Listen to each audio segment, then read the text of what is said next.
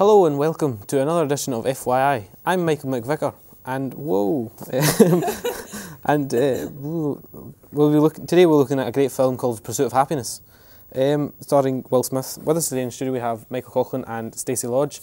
But first, let's have a look at the VT. Because of me. Mom left because of Mom, and you didn't have anything to do with that. Dad, where are we going? I don't know. Last year, we had an intern score a 90% on the written exam. He wasn't chosen. It's not a simple pass-fail. You're not quitting on us yet, are you?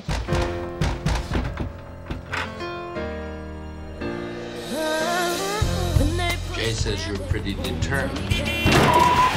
Where are you going? Go to the hospital! Gotta go to work! But there's one guy in here who's gonna be somebody. This thing's impossible. I can do it. No, you can't. No one can.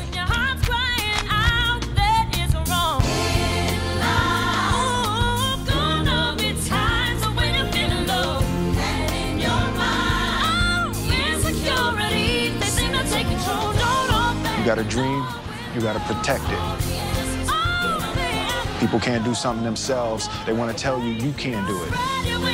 Will Smith, The Pursuit of Happiness. You want something, go get it. Period. That looks pretty good. With us in the studio today is Michael Coughlin and Stacey Lodge to tell us a bit more about the movie itself. So, didn't Will get an Oscar nomination for this? I think. Why do you think he deserved getting an Oscar? Stacey? I think he deserved a nomination because his acting was very emotional, and you could almost like kind of feel what the character was going through.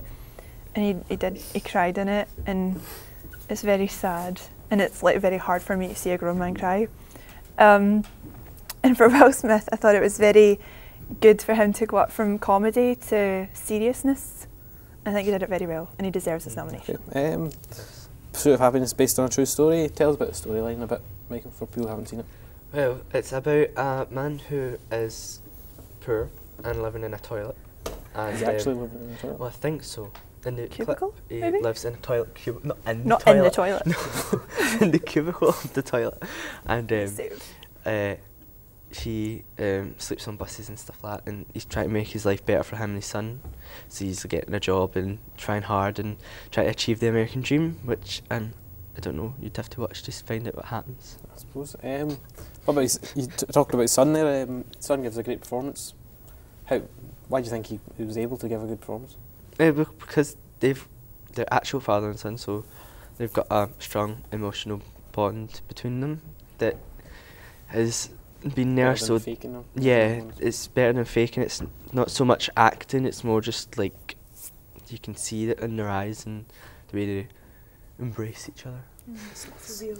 It's real. Do you think he got do you think the people who made the film were kind of taking a risk when they employed his son, because they don't actually know if he's a good actor?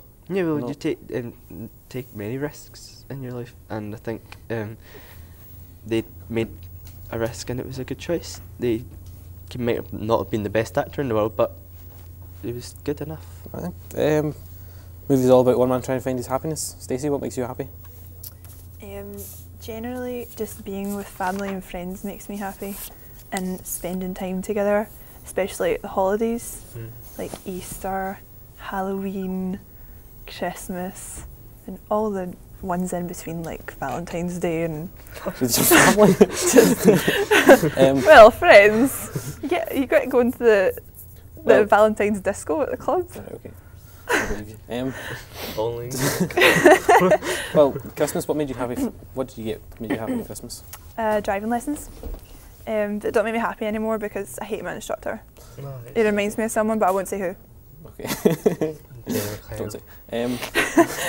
What made you happy at Christmas? Doctor Who made me happy. Christmas special? EastEnders, Oh. that was brilliant. EastEnders for Christmas. TV Oh, makes me Stacey, happy at oh. Christmas. Chocolate and too much food. Wonderful Life. Did you watch that? I might Isn't do. that I'm that not really quite sure, vintage but yeah. film? That's an old one now. Well, I'm afraid that's all the time we've got for in discussion. Time to go over to news with Charles Webster. Thanks, Michael. Today's top story is an aeroplane coming into land had a near miss with a UFO, according to the Ministry of Defence. The pilot of Al-Tasha airliner screamed "Look out" to his co-pilot after a brown missile-shaped object passed by them. This incident happened in 1981 and was thoroughly investigated. Having ruled out being a missile, weather balloon or space rocket, the MOD closed the inquiry and left the matter unsolved. More than £1 million of drugs have been seized and 4 people charged following a raid on a luxury cruise liner docked in Southampton. They are due before Southampton Magistrates Court charged with drug smuggling. Musical legend Sir Andrew Lloyd Webber has said he will write Britain's 2009 Eurovision entry. After an amount of disappointed entries into the competition, people have called for someone with experience to make a successful score. Mini has unveiled the first full electric version of the little car, which will hit the road next year. The Mini E will initially be produced in a run of 500 special edition cars to be made available to select users on 1-year lease scheme only, with the cars being returned to BMW for inspection at the end term. Also, a biker who posted footage of himself speeding up to 150 miles per hour has been jailed. Back to you, Michael. Thanks, Charles. That's all the time we have for today. Thanks my guests Michael and Stacey. Next time we'll be looking at another great movie, I'm sure. Bye for now.